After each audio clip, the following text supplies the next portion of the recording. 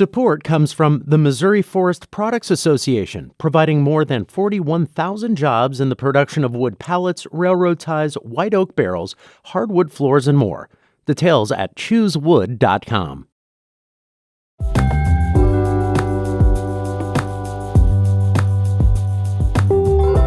And he said I couldn't hold my head up, I couldn't hold my arms up. He had to learn to walk and do everything over again. Stand. That sounds terrifying. Lila Moersch has been a nurse for 4 decades. She's observed a lot during that time, and not all of it good. For example, she's noticed that even healthy people lose significant mobility after a hospital stay.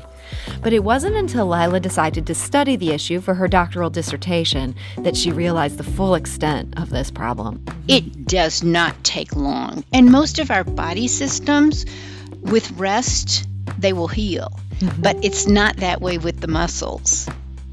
I'm Sarah Fenske. This is St. Louis on the Air.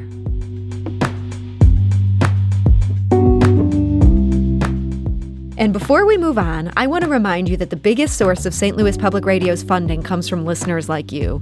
Because you value what you hear on St. Louis on the Air, donate today. Go to stlpr.org/donate. That's stlpr.org/donate. Lila, welcome to the show. Thank you. So just a little background first. You're a longtime nurse as well as a teacher of nursing. What prompted you to enroll in UMSL's doctoral program for this 5 years ago? Well, I've always wanted to, advance my education, and you never know everything, ever. And this was an opportunity. It was local. They have an amazing program, and that was what prompted me. I wanted to learn more. I wanted to learn more about research, and that was it. I mean, I've had a wonderful experience at UMSL. So this really was a quest for knowledge as opposed to Yes. You had some position in mind or... Oh, no. It was for knowledge. Wow. Yes. And Yes. so this knowledge, you ended up going deep on this problem of the loss of mobility. How did that become such an interest for you? Well, I've always had an interest in being the healthiest that you can, including being the most fit possible. And then I began to look at patients in the hospital. And of course, when you're in the hospital, you're sick or you're in pain, maybe you've had surgery, and you're just not as active as you are at home. And I saw how patients, being in the hospital, it's kind of like your muscles, use it or lose it. Well, that happens with patients also. And I actually saw that happening. And then so I looked at that a lot. Most of the research had been done on intensive care unit patients because they were really sick and they were losing more mobility than anyone else. So that's where the research was, because they wanted to reverse that or reduce that. But then what really prompted me, what really, made me want to focus my dissertation was when I began to see that in family members. And that really hit home. And I really wanted to know more about that. So this was personal in a way. It's personal. Yeah. It's personal. But it's personal, but it's like, it's the world. It's not just me and my family. It's everybody. And it's really important for us as healthcare providers to know what happens and to try to prevent it. And then I feel like it's also important for the patients to know what they may be, what they might be facing, I guess you can say. That makes sense. So tell us about this study you conducted. What were you looking at specifically? Well, I chose older patients. I mean, I'm not that older, but I chose 60 and older. Because as you age, we all lose muscle mass. It's just a natural part of aging. And so by the time we're 90, we can lose up to 30% of our muscle mass. So obviously that's why, grandma says, hey, can you open this jar for me? We're just not as strong. So the older you are, the more muscle mass you're going to lose. So I chose patients that were 60 and older, and I looked at 10. This was a qualitative study, so I did very intensive, very in-depth interviews with 10 patients to find out their experiences. And I thought it might be, I had no idea how this was going to turn out. Okay. I thought they were going to talk about weakness. You know, they basically they just got weak and they had trouble walking again. But however, this affected their whole life because just being in the hospital for a week, which was one of my criteria, it needed to be 1 week or longer. You know, patients they're not as active when they're in the hospital. As a matter of fact, they may spend up to 85% of their time in the bed and 12% of their time in a chair. Yeah, that's got to be a huge difference then if they were at home. It's huge. Actually, it's 83, not 85. It's huge because, you know how I said use it or lose it? It does not take long. And most of our body systems, with rest, they will heal.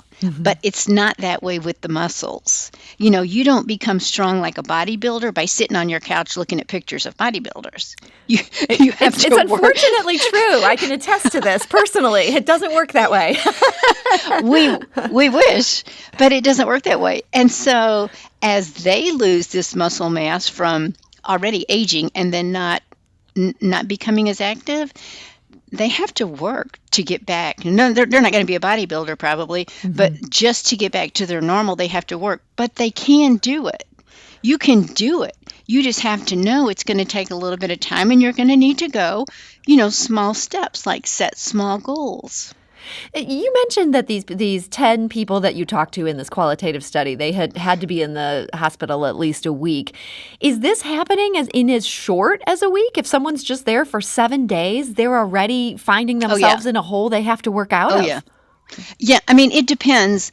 It's like it's varying degrees of everything. So the longer you're in the hospital, the worse it's going to be. And the less active you are, the worse it's going to be. So if you're just sick in the hospital, like with pneumonia, you know, and you're tired and you're weak and you're short of breath, you will have some weakness for sure. But if you're in the intensive care unit and you're intubated and you've given some sedatives and you're given some medication so that you don't pull your tubes and your lines and your drains out, and you can't move anything like on purpose, the effects of your immobility is going to be worse. So it's all like varying degrees, you know, like how hot it is how much you're going to sweat. I mean, you know what I mean? It just depends upon how inactive you are and how long you're inactive. So the longer you're inactive, the higher the degree of inactivity, then of course, you know, the more the effects are going to be. So you went in depth with these 10 patients. Is there one experience that stands out to you in terms of how this loss of immobility affected somebody? You mean the patients? Yeah. Yes, there were two. One did not have the best outcomes. One had amazing outcomes. Now, actually, neither one of them got back to their full level of pre-hospital mobility out of all 10 of these individuals. And they were all very active. You know, one of them worked at a daycare, so she was always having to squat down and, you know, take care of the children. She took care of her grandkids. They went on outings. They did camping, gardening. You know, they were all very active. Only one got back to their pre-hospital level of mobility. So what stands out to me is a patient who was a policeman, and I'm trying to think what happened. Oh, yeah, he had a medical problem, and he was in the hospital for 3 months, and he told me that he really did not get out of bed. He did not walk. He was not active for 3 months. Wow. 3 months. And he said, I couldn't hold my head up. I couldn't hold my arms up. He had to learn to walk and talk. Not talk, sorry. He had to learn to walk and do everything over again. Stand. That sounds terrifying, just from 3 months. Terrifying. Another lady got hit by a truck. She did have a head injury, but she also had, immobility issues, and she's the one that had to learn to talk again and walk and everything. But these two, the one that got hit by the truck and the one that was in the hospital 3 months, they both had the most amazing attitudes. And I found that made a difference. If you have an optimistic attitude, if you say to yourself, I want to get better, if you have a goal and you're like working towards it, you're going to be more likely to reach it. Well, that's good to Yes. know that, there are things people can do that can change this paradigm. But I'm wondering about the hospitals. I'm sure there are many cases where somebody truly has to be immobile for that amount of time. But for others, for some of the people you talk to, is this something where maybe the hospital should have been encouraging them to get up and move around more? This could have made a difference. Well, yes, we do. I mean, you can't just you can't just say you need to get up and walk, because they are weak. They're weak and they're at risk for falls. So it takes more hospital staff in order to do that. So that And could be a real problem. You I guys have a lot on know. your plate as nurses. You know what? It's like a catch-22. It's like they need to get up, but you also know that you have to prevent them from falling. And it's difficult. It really is. But I just feel like that for the quality of life for our patients, this is something that we need to do. I mean, even if it's, we help them walk to the bathroom, or we just help them walk a little bit in the room, help them maybe get to the shower, even if they sit on a little shower chair to shower. If we just use your muscles just a little bit, it's better than nothing. And you will not suffer the effects as deeply as if you don't use your muscles at all. Yeah, I mean, that seems like such an important message. Do you think hospitals and nursing staffs have enough awareness of just how important this issue is? I think we need more, because I talked to my son, he's a young physician, and I talked to him about this and what I've done, and he does try to write in his orders for his patients for the nurses to get the patients up like 3 times a day, to walk a short distance a couple of times a day. And if they don't do that, if you don't have orders to do that, you may not, because you are so busy. Right. And do those orders make a difference? I mean, if you're seeing there in the notes, you would carve out the time when normally you might not. Oh, yeah. If you have an order. Oh, yeah. Okay. Definitely. So doctors can really make a difference in this arena. Definitely. Yes. The whole healthcare team. You should work together. We all should work together. Nurses, physicians, physical therapists, occupational therapists. We should, and the techs or patient care technicians, different hospitals call them different things. We all work together as a team for best outcomes for the patient. And I personally feel like if that whole team has education on what happens, and literally like not just, people get weak and they can't walk, but the experiences of what these people go through, the devastation that they experience. They can't take care of themselves. They can't provide their personal hygiene. They can't take a shower. They can feed themselves, but they can't get dressed. It's just devastating. And maybe if there was a greater understanding of that, this would become the priority it needs to be. I think so. And they could even practice getting dressed in the hospital, There's just so much. There's so much we could do. Well, I'm glad you're bringing this issue to light. I feel like, as you say, this doesn't always get talked about, and what a big impact it has. We actually have a caller who has an experience along these lines that he wants to share with us. I'm actually going to go to the phone lines. Yeah, I'm so happy to see this. Jerry is calling from O'Fallon, Missouri. Jerry, hi, you're on St. Louis on the Air. Good afternoon. About 9 years ago, when I was 54, I was hospitalized for over 20 days for a stem cell transplant, which was kind of the culmination of my treatment for lymphoma. And I can tell you that being a fairly active person, first of all, even after a few days of essentially spending about 12 hours a day in bed and maybe the rest of the time in a chair, it's very, not only the strength, but I had trouble driving when I was released because I couldn't turn my head. You just kind of stiffen up. And they did make us walk 3 laps around at the Center for Advanced Medicine at Siteman I give shout out to the great everyone there that did a great job. But that almost felt like running a marathon towards the end of that. Wow. And you're right again about attitude being important. I mean, I'm a person who likes to keep on the move, and just the sheer boredom sometimes of being in a hospital, being confined.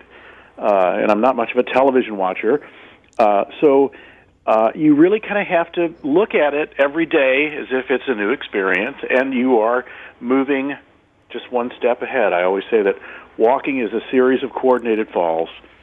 Jerry, that's this is so great to hear, Lila, that everything that you've studied, Jerry has lived, and it sounds like he's really backing up what you've said here.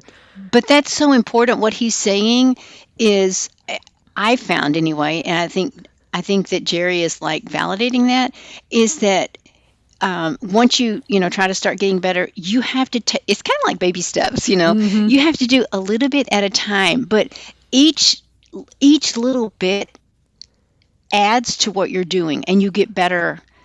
I don't know if you get better faster, but you get better more over a progressive period of time. Mm-hmm. You continue to get better. Yeah, and you will get better if you don't take those baby steps and take.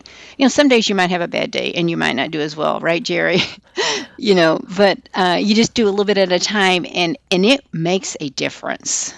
Well, it is good to hear there's some solutions here. And Lila, I really appreciate you bringing this problem to light and going so deep on it. Are you going to publish this dissertation? Yes. Will I it am. be a book, or what are your plans? It'll be an article in a scholarly journal. Well, that's so exciting. And so hopefully this can have an impact maybe on the policy front or to get more people talking about this. Just the awareness, because each institution is going to, it's a pretty big undertaking. It's a big undertaking because it takes a lot of time and it takes a lot of staff time. Mm-hmm. But the thing is, it's for best patient outcomes. Well, Lila Moersch, this has been so interesting to learn about. I want to thank you so much for joining us today. Thank you for having me. And before we move on, I want to say a big thank you. Here's some positivity for the day. And this thank you goes to you for listening to this show. Last Friday, the St. Louis On the Air podcast reached a milestone. That's 1 million downloads for this year. That's about a 240% increase over just 2 years ago. And we want to thank you so much for that. And if you ever miss a conversation or you want to hear one again, our podcast is available. It's free. You can find it on Apple Podcasts, Google Podcasts, Spotify, Stitcher, and wherever else you get your podcasts.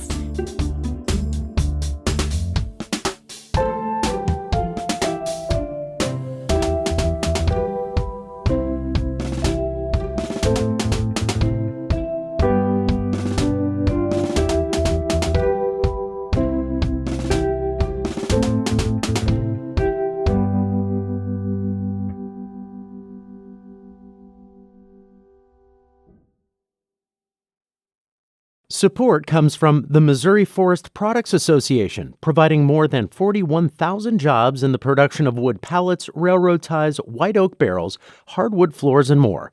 Details at choosewood.com.